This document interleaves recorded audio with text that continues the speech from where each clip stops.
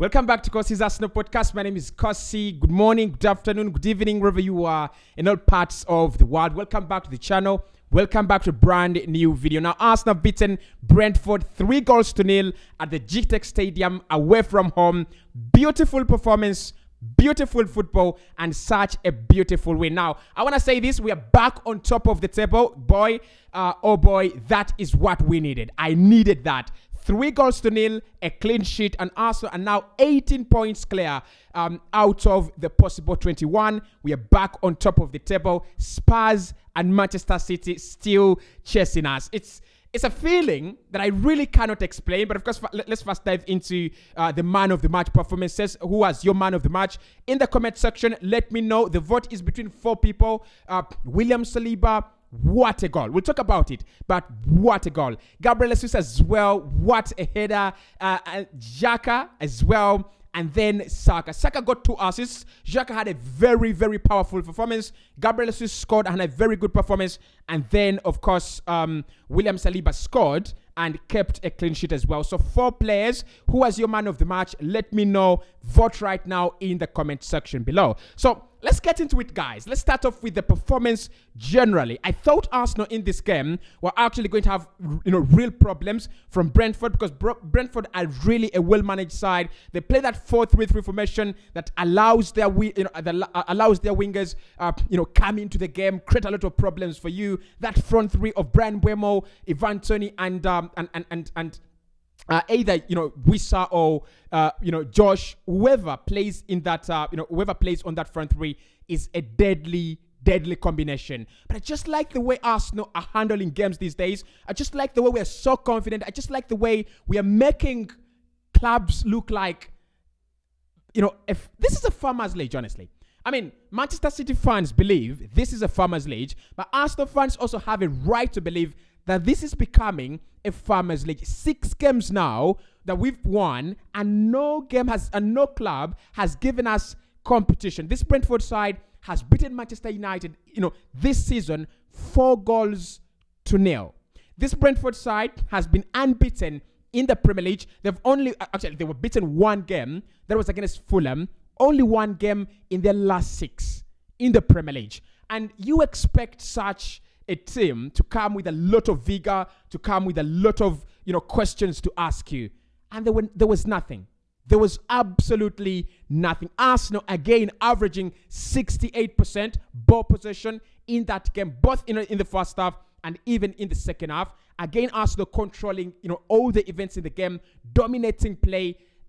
It's becoming boring. Honestly, guys, it's becoming boring. These clubs need to step up and raise to our standards. When we're coming into this game, Thomas Frank said the following words: apart from Manchester City, Arsenal is the other best team in the Premier League right now. And that is what we've just seen.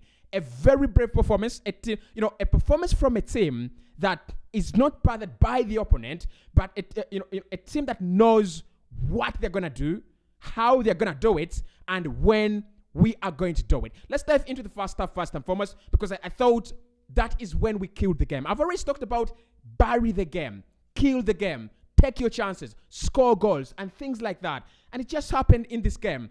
Look, that William Saliba goal, I have no idea how he takes that header. It is absolutely brilliant. Of course, the assist from Saka is also magnificent. The corner is so good. But William Saliba, what a player. What a goal. I don't know, guys. I don't know how I should respond to that goal, because tactically, there is no way I can say anything. There is no way. He's standing in a penalty area where you have players like Ben Mee, right? One of the tallest players in the Premier League. Ben Mee and his aerial prowess. No goal should actually, no one wins such an aerial duel against Ben Mee. But the header is class. It is absolutely class.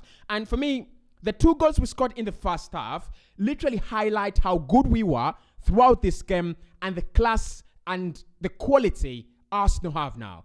We might have problems with squad depth. We might have problems with, injuries. But when this team is really on their day. When we are on our day, when we have all our players ready, actually we didn't have Martin Odegaard, and I think we really missed Martin Odegaard.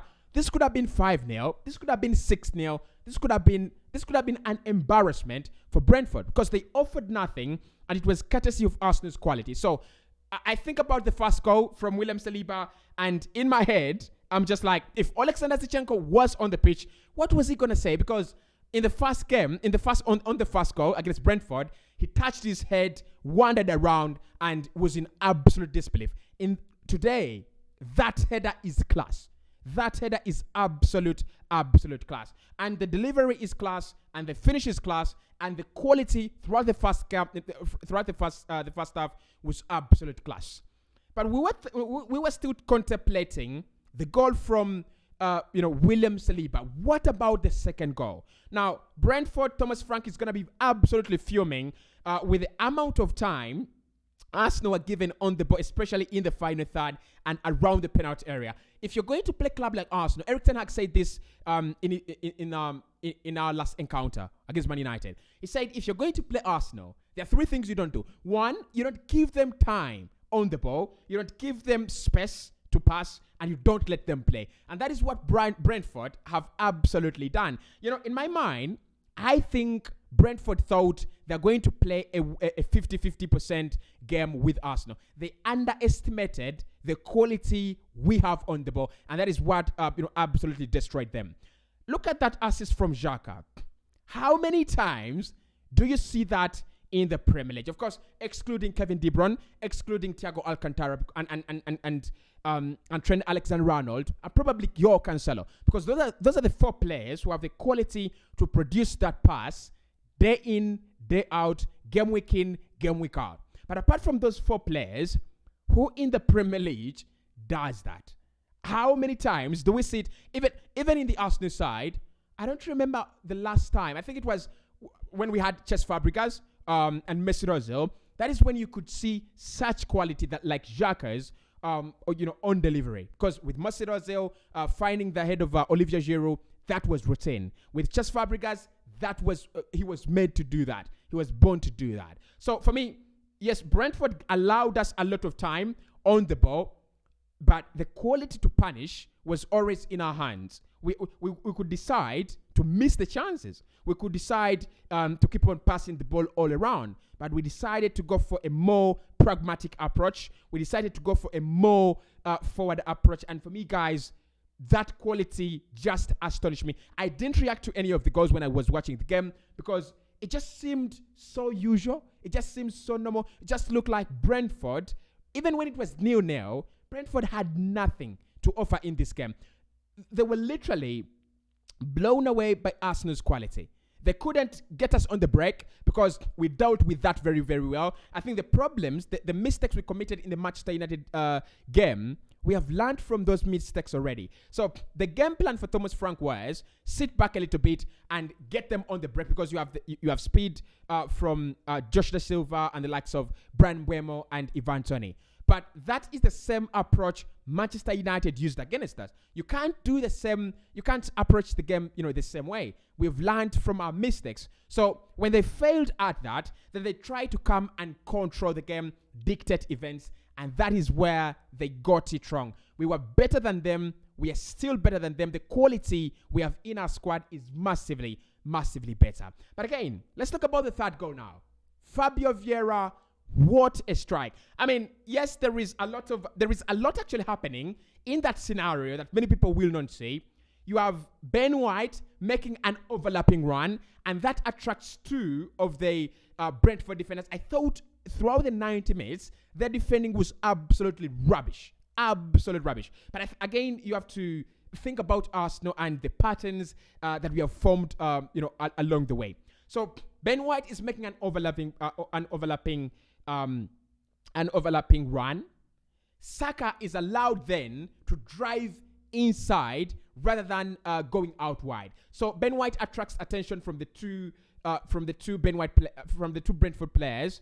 Saka drives inside, just finds Fabio Vieira in space. Again, in my opinion, for a Premier League side in a Premier League game, there is no way Fabio Vieira should be allowed that space that amount of time to pick his spot and get enough power behind that ball. There is no way it should be it should be happening.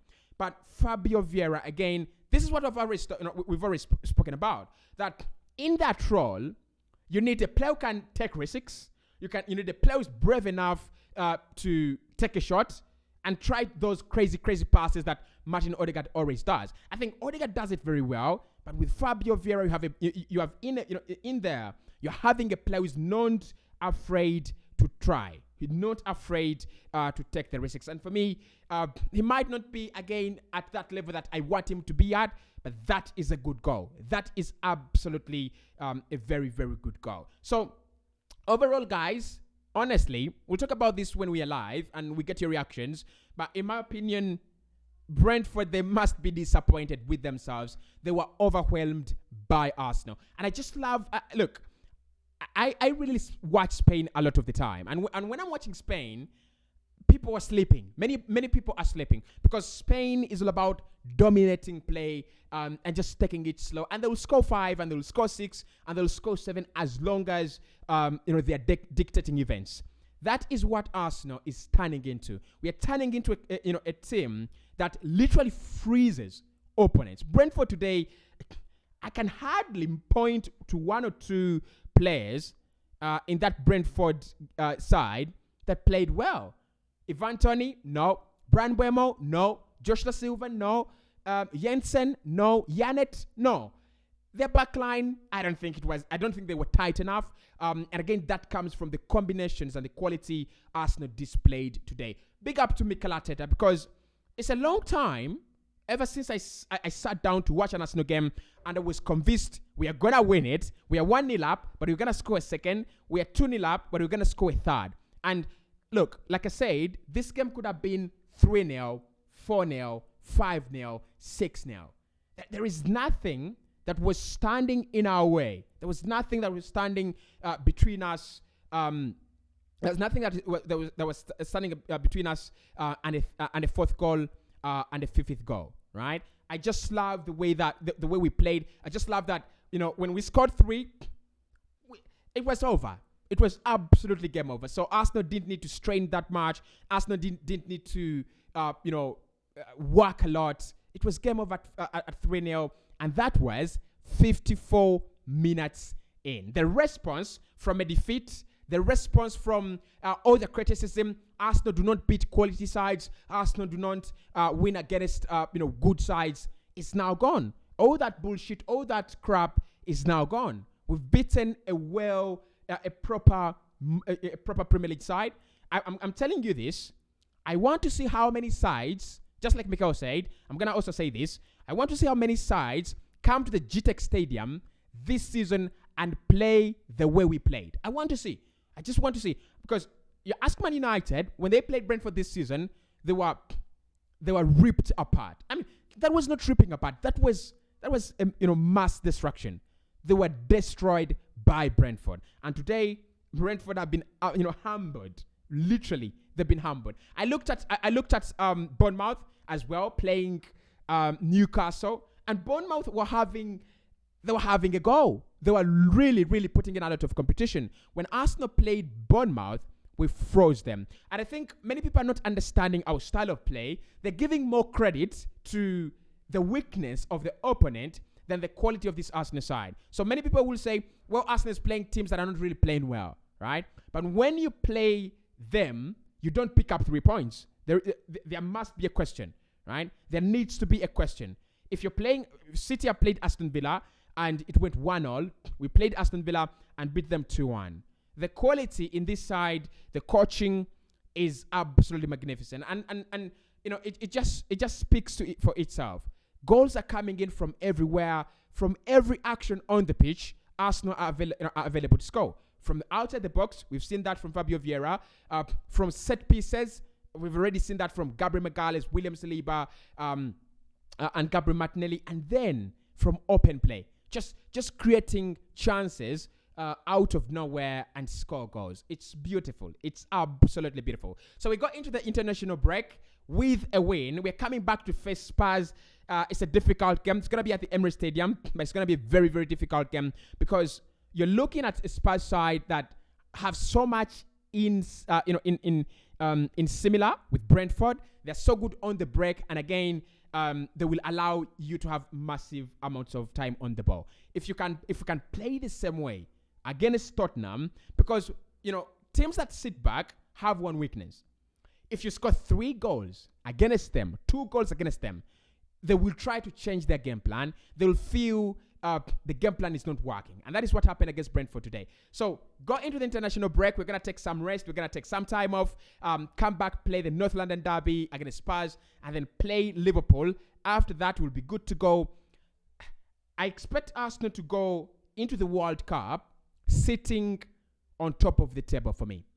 There is no way we are not going to be on top of the table. Spurs are beatable. You can pick up a point against them at worst. Liverpool, this is our time to get the revenge. This is our time for revenge. I need Arsenal to beat Liverpool this time, and very convincingly. There are no excuses for Arsenal to beat Liverpool. So guys, overall, beautiful performance. Very, very good performance from the lads. We'll come back with our player ratings, but I'm so excited about what Arsenal can provide us with this season. The effect and impact of Thomas Partey again has been shown.